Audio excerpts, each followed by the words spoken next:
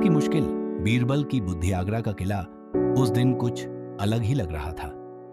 ऊंचे ऊंचे बुर्ज, लाल पत्थरों की दीवारें और सजे हुए दरबार के बीच बादशाह अकबर चुपचाप अपने सिंहासन पर बैठे थे। उनका चेहरा गंभीर था, आंखों में वही तेज था, पर मन में एक उलझन साफ दिखाई दे रही थी। पिछले कुछ हफ्तों से राज्य में अजीब घटनाएं हो रही थीं।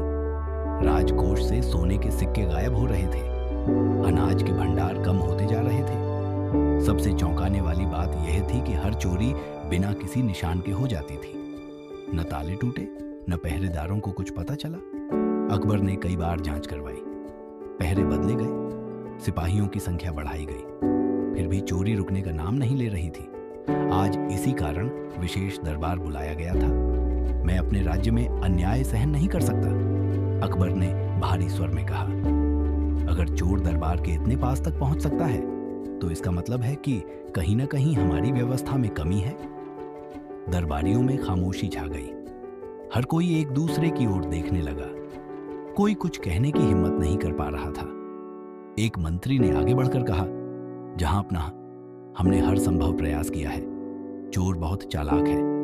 अकबर की भौहें तन गईं। चालाक या हमारे बीच का? उन्होंने पूछा। ये सुनते ही कई चेहरों पर बेचैनी साफ दिखने लगी। तभी दरबार में बीरबल ने प्रवेश किया। उनके चेहरे पर हमेशा की तरह शांत मुस्कान थी। उन्होंने अकबर को प्रणाम किया और अपनी जगह खड़े हो गए। अकबर ने उन्हें देखते ही कहा, बीरबल, आज मुझे तुम्हारी बुद्धि की बहुत जरूरत है। क्या तुम इस रहस्य को सुलझा सकते हो? बीरबल ने नम्रता से सिर झुकाया। जहांपनाह, अगर सत्य को सामने लाने की अनुमति हो तो मैं प्रयास करना चाहूंगा। अकबर ने तुरंत अनुमति दे दी।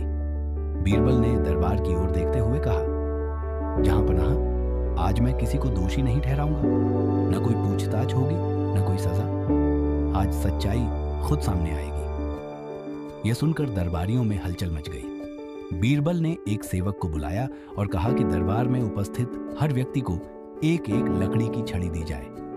थोड़ी ही देर में सभी के हाथ में एक जैसी छड़ी थी। अकबर ने आश्चर्य से पूछा, इसका क्या उद्देश्य है बीरबल?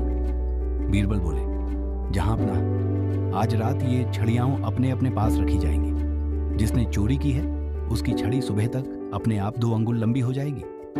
दरबार में सन्नाटा छा गया। कुछ लोग मुस्कुराए, कुछ ने इसे मजाक समझा, लेकिन एक व्यक्ति का चेहरा पीला पड़ गया। उस रात सब अपने अपने घर लौट गए। जो निर्दोष थे वे चैन से सो गए, लेकिन दोषी के मन में डर बैठ गया। वह बार बार छड़ी को देखता रहा। उसे लगा जैसे छड़ी उसे घूर रही हो। डर के मारे उसने छड़ी के दोनों सिरों से थोड़ा थोड़ा काट दिया। अगर यह बढ़ी भी तो बराबर हो जाएगी, उसने सोचा। अगली सुबह दरबार फिर सजा। सभी लोग अपनी अपनी छड़ियां लेकर आए। बीरबल ने एक एक छड़ी को ध्यान से देखा।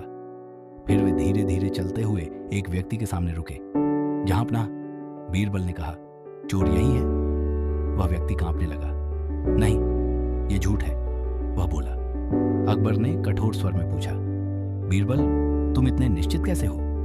बीरबल ने उस व्यक्ति की छड़ी उठाई और बोले, जहांपनाह, सभी की छड़ियां बराबर हैं, लेकिन इसकी छड़ी छोटी है। जिसने डर के कारण छड़ी काटी वही दोषी है।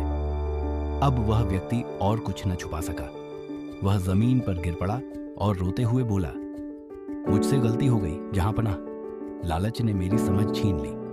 दरबार में गहरी खामोशी छा गई।